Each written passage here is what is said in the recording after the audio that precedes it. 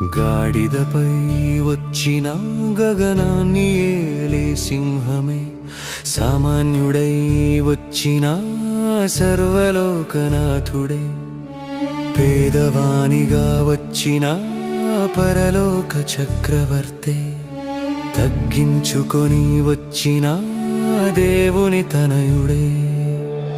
Hosanna జయం, సీయోను రాజుకు జయం జయం. హోసన్నా జయం, సీయోను రాజుకు జయం జయం.